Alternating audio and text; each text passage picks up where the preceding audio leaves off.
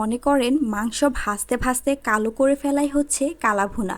তবে চট্টগ্রামের ঐতিহ্যবাহী কালাভুনা রান্নার আসল কৌশল হচ্ছে সঠিক মশলার ব্যবহার আর এর রান্নার কৌশল। একদম অথেন্টিক একটা কালাভুনার রেসিপিতে আমি আজকে আপনাদেরকে এটা করে দেখাবো। সেই সাথে কি কি মশলা ব্যবহার করলে আপনারা প্রপার টেস্ট পাবেন, একদম ট্রেডিশনাল কালাভুনা বাসায় রান্না করতে পারবেন, এ টু জেড করে দেখাচ্ছি। এর জন্য প্রথমে আমি একটা স্পেশাল মশলা তৈরি করে নিচ্ছি। এখানে আমি 15-16টার মতো নিয়েছি কালো গোলমরিচ, অর্ধেকটা জায়ফল, এক টুকরা জয়ত্রী, একটা শাহি এলাচ, এক টুকরা স্টার এনিস, 4টা নিয়েছি লবঙ্গ, 1 চা চামচ কালো জিরা আর এখানে 1 চা চামচ নিয়েছি রাঁধুনি। এখন এই সকল মশলাগুলোকে আমি ভালোভাবে গুঁড়া করে নিয়েছি, দেখতেই পাচ্ছেন। আর আজকে কালাভুনার জন্য আমি স্পেশাল মশলা হিসাবে এই মশলাটাই ব্যবহার করব। এই মশলাটা দিয়ে আমি আজকে কালাভুনাটা রান্না করব। এখন এখানে আমি 1 কেজির মতো গরুর মাংস নিয়েছি। মাংসটাকে তুলনামূলক একটু বড় করে কেটে নিয়েছি। চেষ্টা করবেন কালাভুনার জন্য একটু ফ্রেশ মাংস ব্যবহার করার জন্য, এতে করে আপনারা কালাভুনার টেস্টটা ভালো পাবেন। মাংসটাকে ধুয়ে ভালোভাবে আমি পানি ঝরিয়ে নিয়েছি। এখন যেই পাত্রে রান্না করব সেই পাত্রে মাংসগুলোকে দিয়ে এর মধ্যে দিয়ে দিচ্ছি মিডিয়াম সাইজের একটা পেঁয়াজ কুচি, 2 টেবিল চামচ দিয়ে দিচ্ছি আদা রসুন বাটা, হলুদের গুঁড়া দিয়ে দিচ্ছি 1 চা চামচ, এটা পিগমেন্টেশন অনুযায়ী আপনারা বাড়িয়ে কমিয়ে ব্যবহার করবেন। আধা টেবিল চামচ দিয়ে দিচ্ছি লাল মরিচের গুঁড়া, আধা টেবিল চামচ দিয়ে দিচ্ছি ধনিয়ার গুঁড়া, আধা টেবিল চামচ দিয়ে দিচ্ছি ভাজা জিরার গুঁড়া, 1 চা চামচ দিচ্ছি গরম মশলার গুঁড়া। আর যে কালাভুনার মশলাটা তৈরি করেছিলাম সেই মশলাটা আমি দিয়ে দিচ্ছি। আর এখান থেকে 1 চা চামচ পরিমাণ মশলা আমি রেখে দিচ্ছি, এটা পরবর্তীতে ব্যবহার করব। স্বাদ অনুযায়ী দিয়ে দিচ্ছি লবণ, লবণটা একটু বুঝে ব্যবহার করবেন। এখানে 1 চা চামচ দিয়ে দিচ্ছি চিনি, এখানে আমি স্বাদের ব্যালেন্সের জন্য চিনিটা ব্যবহার করছি। 1 টেবিল চামচ দিয়ে দিচ্ছি সয়া সস, এখানে আমি ডার্ক সয়া সস ব্যবহার করেছি। আর এই সয়া সসটা ব্যবহারের ফলে কালাভুনার অথেন্টিক কালারটা আসবে। 1 টেবিল চামচ দিয়ে দিচ্ছি টমেটো সস, এখানে আমি 4টা দিচ্ছি ছোট এলাচ, 2 টুকরা দারচিনি, কয়েকটা লবঙ্গ, একটা স্টার এনিস আর 1 টুকরা তেজপাতা। আমি আস্ত গরম মশলা হিসাবে এগুলোই দিচ্ছি। আর সবশেষে এর মধ্যে 1/4 কাপ দিয়ে দিচ্ছি সরিষার তেল।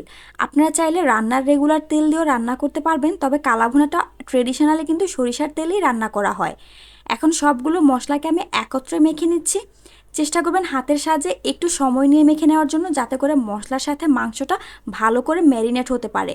মাংসটা মাখা হয়ে গেলে এটাকে এভাবেই আমি আধা ঘন্টার জন্য একটা সাইডে রেখে দিয়েছিলাম।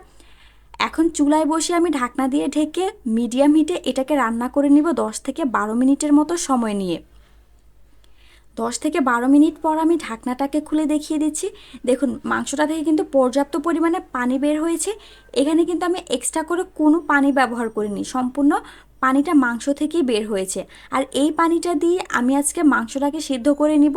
কালাভুনা যেহেতু অনেক সময় নিয়ে স্লো কুক করতে হয় আর এটা একটু সময়ের ব্যাপার রান্না করা, সেজন্য চুলার আঁচটা আমি একদম লো টু মিডিয়ামের মাঝামাঝিতে রেখে এভাবেই ঢাকনা দিয়ে ঢেকে আমি এটাকে অলমোস্ট 1.5 ঘন্টার মতো রান্না করে নিব, যাতে করে মাংসটা 100% সিদ্ধ হয়ে যায়। 1.5 ঘন্টা পর আমি ঢাকনাটাকে তুলে দেখিয়ে দিচ্ছি। পরবর্তীতে এখানে আমি আরও 1 কাপের মতো গরম পানি অ্যাড করেছিলাম। আপনাদের যদি না লাগে সেক্ষেত্রে স্কিপ করতে পারেন। দেখুন মাংসটা কিন্তু আমার অলরেডি রান্না করা হয়ে গিয়েছে, মাংসটা থেকে তেল ছেড়ে দিয়েছে। আর কালারটা দেখে নিশ্চয়ই বুঝতে পারছেন এটা দেখতে কেমন হয়েছে। আমি আপনাদেরকে দেখিয়ে দিচ্ছি মাংসটা কিন্তু এ পর্যায়ে একদম ভালোভাবে সিদ্ধ হয়ে গিয়েছে। যখন এটা এ পর্যায়ে চলে আসবে তখন আমি রান্নার বাকি প্রসেসটা শুরু করব। সামান্য একটু নেড়েচেড়ে এখন এর মধ্যে আমি দিয়ে দিচ্ছি 2-3টার মতো কাঁচামরিচ। কাঁচামরিচটা দিলে এর মধ্যে একটা সুন্দর ফ্লেভার অ্যাড হয়। আপনারা চাইলে মরিচটা কেটেও ব্যবহার করতে পারেন যদি ঝালের কোনো ইস্যু না থাকে। সামান্য একটু নেড়েচেড়ে এটাকে এভাবেই আমি রান্না করতে থাকবো। অন্যদিকে চুলায় একটা ফ্রাই প্যান বসিয়ে দিয়েছি আর এর মধ্যে দিয়ে দিচ্ছি 1/4 কাপের মতো সরিষার তেল।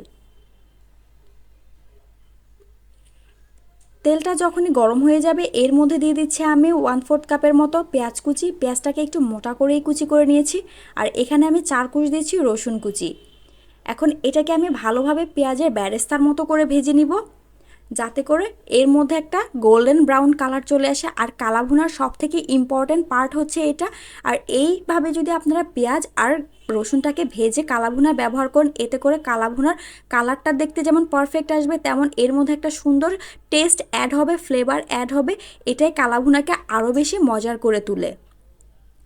এখন এটা যখনই গোল্ডেন ব্রাউন হয়ে গিয়েছে, আগে থেকে রান্না করা আমি মাংসগুলো এর মধ্যে দিয়ে এখন এটাকে আমি আধা ঘন্টার মতো সময় নিয়ে আস্তে আস্তে একদম লো হিটে এটাকে ভেজে নিব।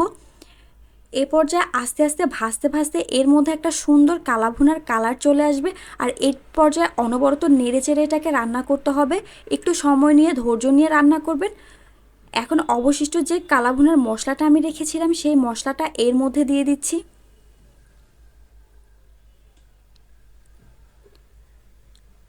এ পর্যায়ে এটাকে আমি অনবরত নেড়ে চেড়ে এভাবেই রান্না করে নিব যতক্ষণ না পর্যন্ত এর প্রপার কালারটা আমি পাচ্ছি।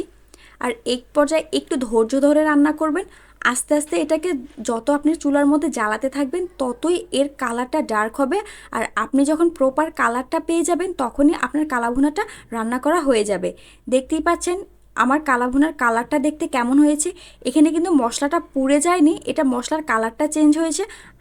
এভাবেই আপনারা বাসায় কালাভুনা ট্রাই করে দেখবেন। আমি আপনাদেরকে দেখিয়ে দিচ্ছি, দেখুন এটা কতটা সফট অ্যান্ড জুসি হয়েছে আর প্রপারলি সিদ্ধ হয়েছে। আর সেই ঈদে একবার হলেও ট্রাই করবেন। Thanks for the watching, bye bye.